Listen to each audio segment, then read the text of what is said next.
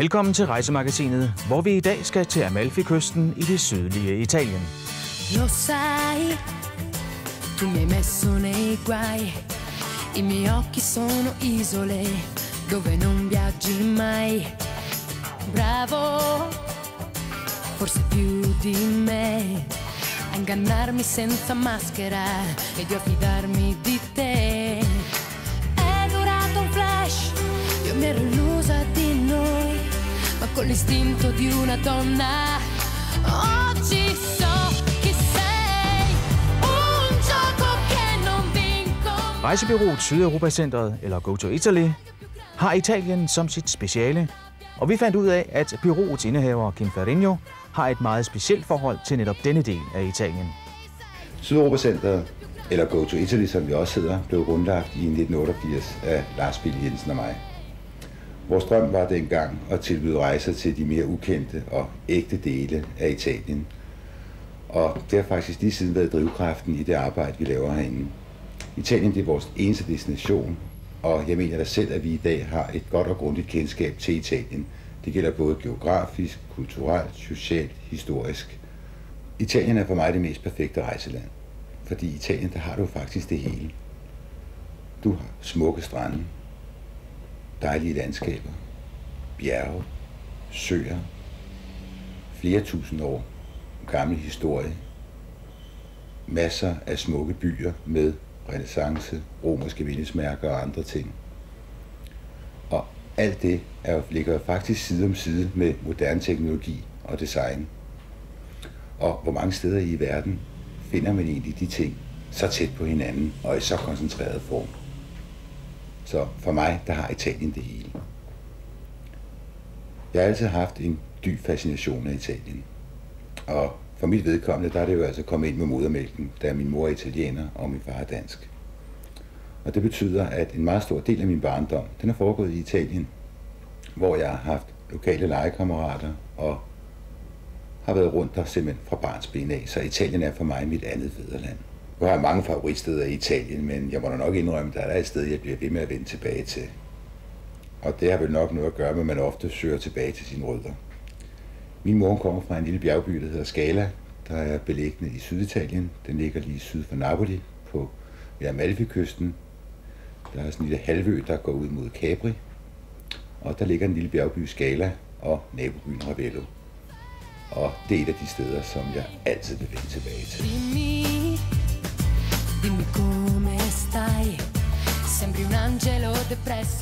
Byerne Scala og Ravello ligger på hver sin side af en dal, lidt oppe i landet, nær den meget smukke Amalfi-kyst. Det lykkedes os at få lokket Kim Ferrigno med derned, og han tog os med rundt og fortalte sin egen historie.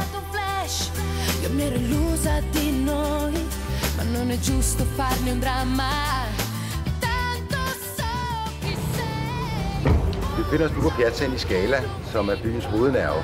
Her du har kirken, du har et lokale torv, og det er her, hvor alle menneskerne mødes i byen. I de små byer i Syditalien, der har man ikke for vane at gå ind og besøge hinanden. Der mødes man på piazzaen, på torve, gader og stræder og hygger sig der. Bagved os, der ser vi Scalas domkirke. Og domkirke, det lyder meget dramatisk, når man tænker på, at vi befinder os i en by med kun 3.000 indbyggere. Selve domkirken er fra 1100-tallet, og grunden til, at den domkirke, det er, at Scala faktisk har været en storby i 1100-tallet, som har haft ca. 30.000 indbyggere fordelt ud over hele bjergsiden. Baggrunden for, at der har været så stort befolkningstal, er, at den nærliggende havneby Amalfi blev invaderet af saracenerne. Amalfis oprindelige indbyggere, de søgte så af sikkerhedsgrunden op til Scala by, og derved fik Scala 30.000 indbyggere. Da saracenerne så forsvandt fra Amalfi et par hundrede år senere, der rykkede folk også efterfølgende ned ad bjerget. Og i dag, der har Scala som sagt ca. 3.000 indbyggere.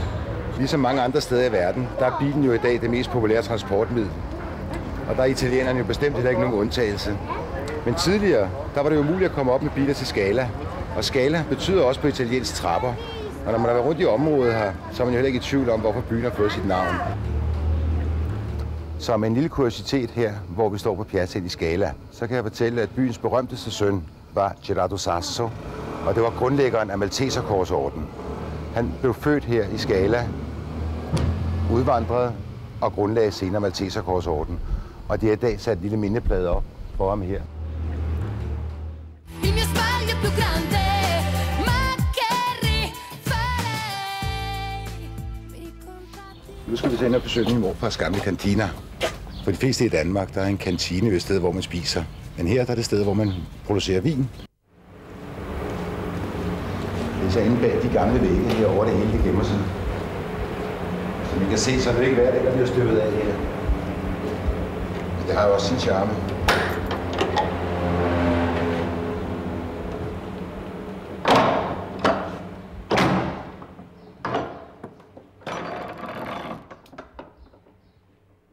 Ja, så er vi kommet indenfor i det allerhelligste. Min morfars gamle kantiner. Min morfar Lorenzo Farinho var blandt mange andre ting, var han også en ivrig vinbonde. Han dyrkede landvin og vel at mærke ægte landvin, produceret på gamle økologiske metoder. Ingen brug af kemikalier overhovedet. Han fik startet gæringsprocessen ved hjælp af nogle naturlige metoder og fik afsluttet sin gæringsproces igen med naturlige metoder. Det havde mange fordele, fordi vinen smagte fortryllende. Som jeg engang hørte en dansker hernede sagde, at det er jo saftvand med bokshandsker det her. Det er jo rent druesaft. Det betød også, fik man en lille tår for meget, så var det ikke de store problemer med hovedet dagen efter. Det har til gengæld den ulempe, at man kan ikke transportere vinen. Den kan kun drikkes på stedet. Desværre så bliver stedet her ikke brugt så forfærdeligt meget mere. Min morfar han døde for et par år siden, og siden har der ikke rigtig været nogen, der har været i stand til at tage tråden op. Jeg håber, at nogle af mine fætre en dag vil få interessen for vinproduktion, fordi den økologiske landvin, den er altså vidunderlig. Il mio sbaglio più grande, ma che rifarei. Mi contraddico. Quanto tempo perso dietro a lui, che promette poi non cambia. Hotel La Margarita i Scala er i familiens eje. Et særdeles hyggeligt hotel, holdt i klassisk lokal stil. Hotellet er meget populært og ledes til dagligt af Kims moster, Anna Maria. Og hun huserer også i køkkenet sammen med Franca. Litigando che sia libero, con il cuore nello stomaco, un gomitolo nella. Men hvad er dejlig vin uden noget dejlig mad og få det hele til at glide ned med? Så skal vi ikke lige få Anna Maria og Franca til at vise os, hvordan man laver en rigtig god hjemmelavet pasta i hånden. Så kunne I ikke tænke os at vise os det lige på bunden af, og Maja kan også fortælle os om det? Ja, så laver vi 1 kilo farina, 1 kilo mel på dansk, og så 8 æg, og så olie, og ikke nogen vand, kun 8 æg. Så laver vi scialatielli, og det er nogle husopasta, hvor man spiser med tomater og auberginer, mozzarella, basilico. Eller i samme pasta kan man lave med muslinger, persille og tomater. Samme pasta.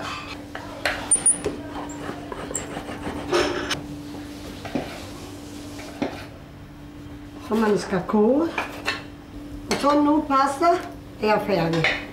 Lidt basilico og så ost. Man kan ikke undgå at blive imponeret af de to damers flotte danske sprog. Min mor Giuseppina, hun har været på San Cataldo i 60 år.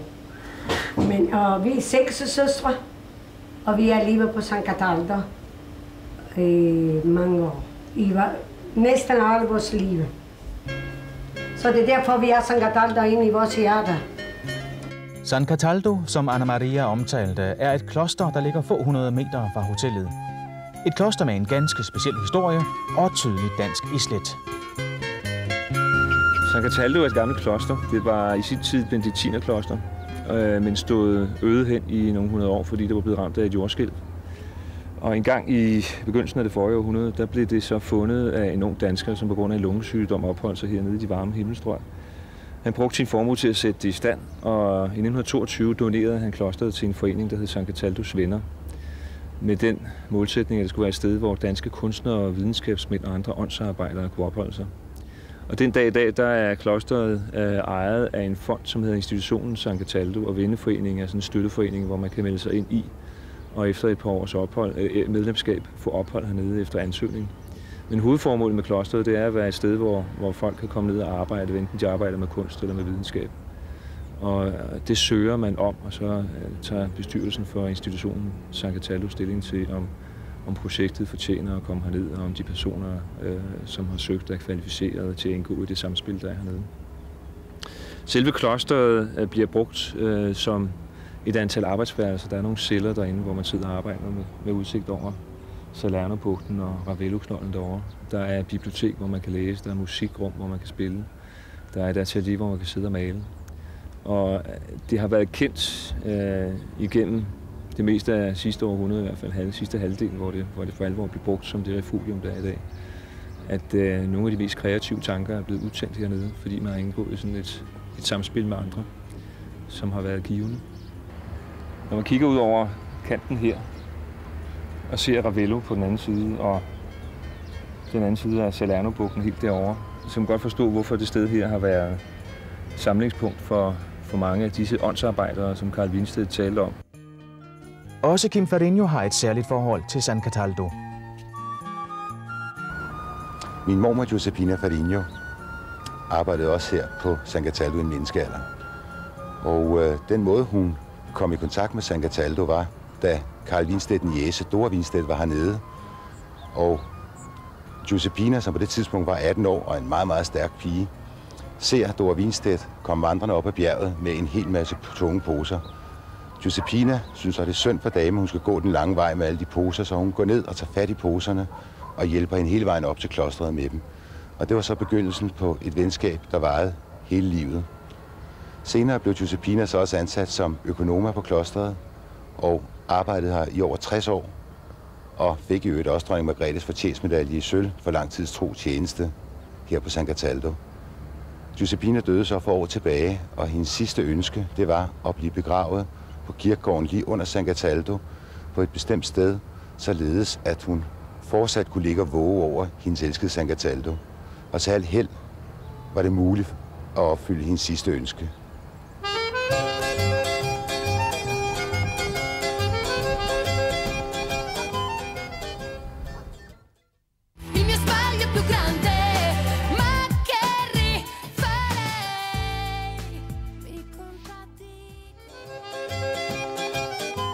Området omkring Scala og Ravello er utrolig smukt.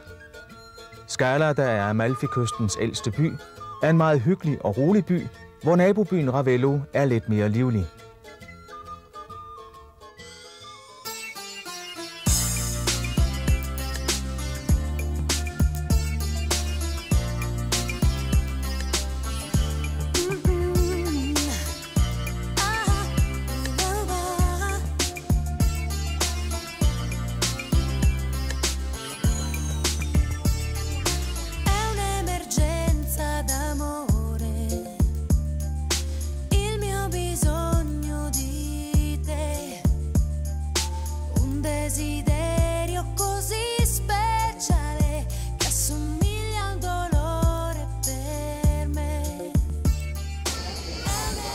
Vi har nu bevæget os over i nabobyen Ravello, som er beliggende på den anden side af Dragedalen, Valle del Dragone, som er navnet på den dal, der adskiller Ravello og Scala. Ravello er også en utrolig hyggelig by, hvor der er en dejlig fred, hyggelige fortovscaféer, cikader, der man kan høre i baggrunden, så man virkelig har den syditalienske stemning fra en bjergby. Herfra, der har altid været en vis rivalisering imellem byerne på hver sin side af dalen, hvor Ravello som regel har været storebroren i forholdet. Og en af de sjove historier, jeg kan huske i den retning, det var en flok unge fyre, der halvdelen af var fra Ravello, og den anden halvdel var fra Scala, som ivrigt diskuterede, hvad for en by, der var dejligst. Så selv inden for en kilometers afstand har man altså også lokal patriotisme. Det, der egentlig fik afsluttet hele den snak, det var, at det pludselig der en af drengene fra Scala siger, jamen jeg må give jer ret. Ravello er det bedste sted at være. Straks så tog alle drengene fra Ravello og gned sig af hænderne, at nu havde de der over fra Scala endelig erkendt det, indtil afslutningen kom. Og det var netop, fordi når du befinder dig i Ravello, så har du udsigten til Scala. Og den var svært at svare igen på. Men her fra Piazzaen i Ravello, så har vi også indgangen blandt andet til en af de gamle smukke haver, Villa Ruffolo, som har indgang igennem det smukke tårn, der er nede for enden her. Villa Ruffolo har været meget, meget besøgt af mange kunstnere, musikere i tidens løb. Blandt andet Richard Wagner, han opholdt sig en længere periode her i Ravello, og han har blandt andet skrevet Parsifal, en del af Parsifal, færdig her i byen. Ifølge Wagners kone, der sagde Wagner, da han kom ind i Villa Ruffolo: nu har jeg endelig fundet paradis på jorden.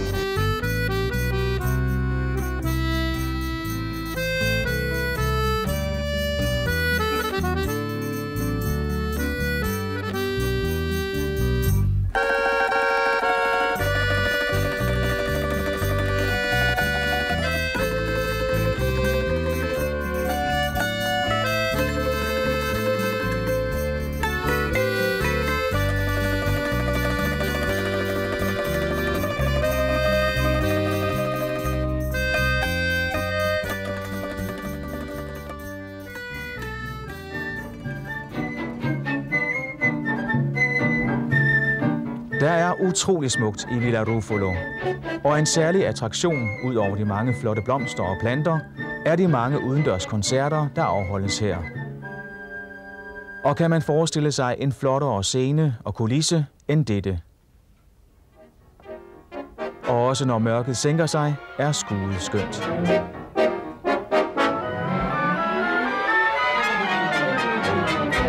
Og når det så er selveste London Symphony Orchestra, der spiller, så kan en musikelsker næsten ikke ønske sig mere.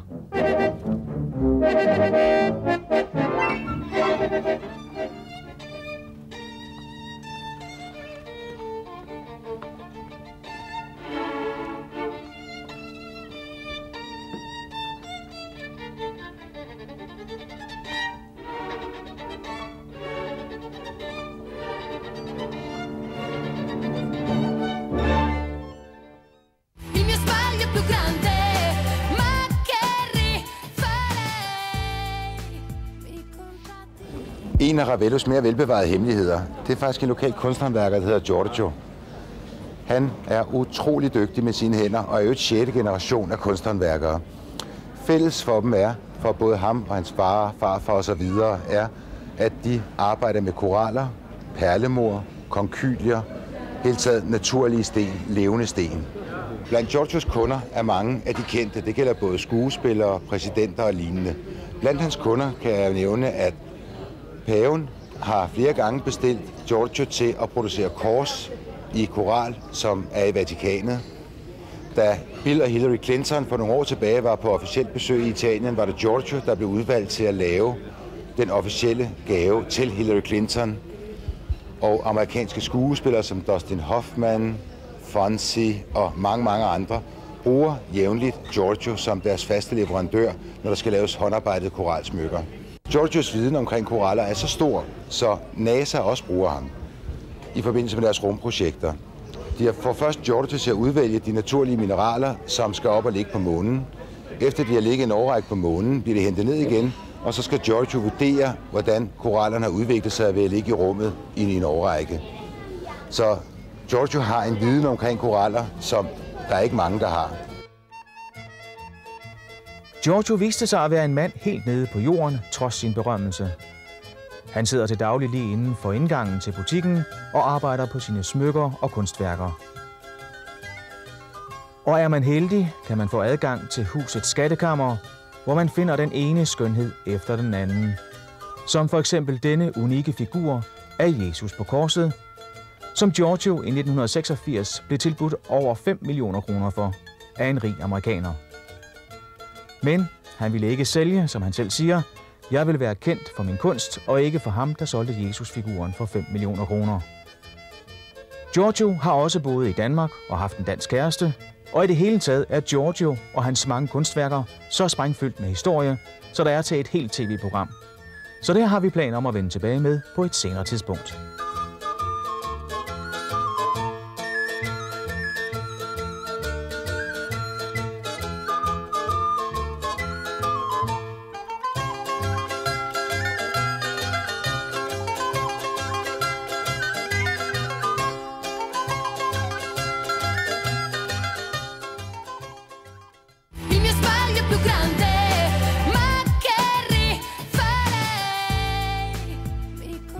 Skulle man få lyst til at bade i havet, er der cirka et kvarters kørsel fra Ravello og Scala til kysten.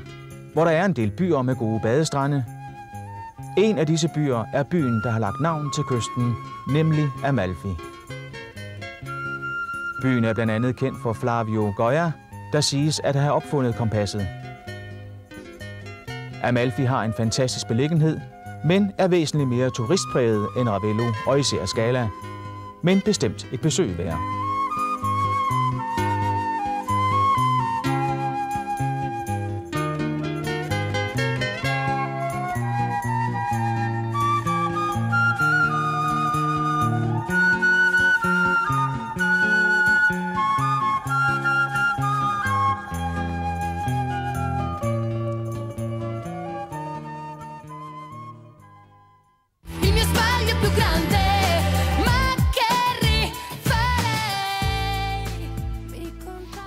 Trafikken er det, som mange vil kalde typisk italiensk, det vil sige lettere og kaotisk.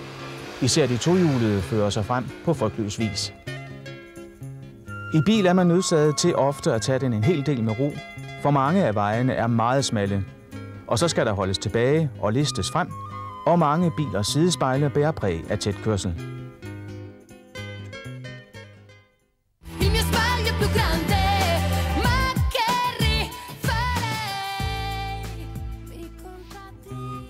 Er man til kultur og historie, er der seværdigheder både syd og nord for Scala og Ravello. Cirka en times kørsel i begge retninger. Sydpå finder man Paestum, der er kendt for at have de bedst bevarede græske templer uden for Grækenland. Nordpå, tæt på Napoli, finder man vulkanen Vesuv og byen Pompeji, der i år 79 efter Kristus blev begravet af et udbrud fra Vesuv. Pompeji er virkelig et besøg værd.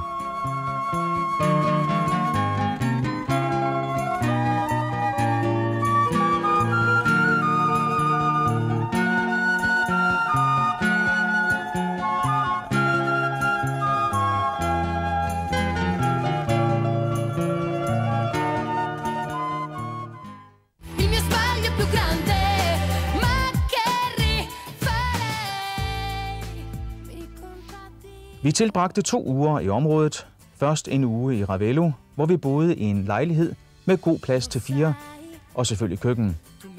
Og så den mest fantastiske udsigt ud til Amalfi-kysten, her set fra lejlighedens terrasse. Den anden uge tilbragte vi i Scala på Hotel La Margarita i et stort dobbeltværelse, hyggeligt møbleret med gamle møbler. Vejret var, bortset fra 3 timers intensiv regn på anden dagen dernede, særdeles dejligt omkring de 30 grader og lidt over. Og der nød vi hver dag den dejlige pool, der hørte til hotellet. I den lille restaurant, der hører til poolen, støttede vi på flere af Kims familiemedlemmer. Nemlig 2 af Anna Marias børn, Cecilia og Lorenzo, der stod for den daglige drift af pool og restaurant. Altid smilende og imødekommende, og her, som på Hotel La Margarita, var maden særdeles lækker og velsmagende. Ellers kan vi anbefale restaurant Compa Cosimo i Ravello, og hvis man skulle få lyst til en pizza, hvad man faktisk ikke kan få så mange steder dernede, så kan restaurant Pinguino i Scala anbefales.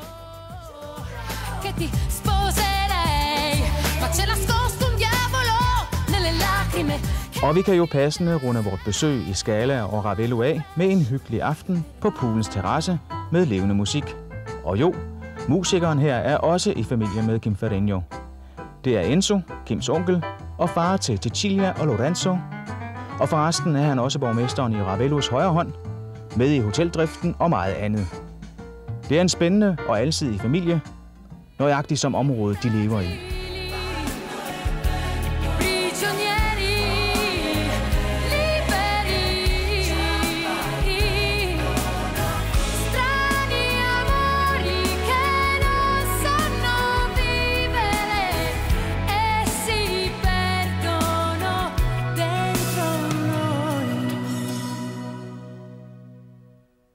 Mi dispiace, devo andare via. Questa volta l'ho promesso a me, perché ho voglia di un amore vero senza te.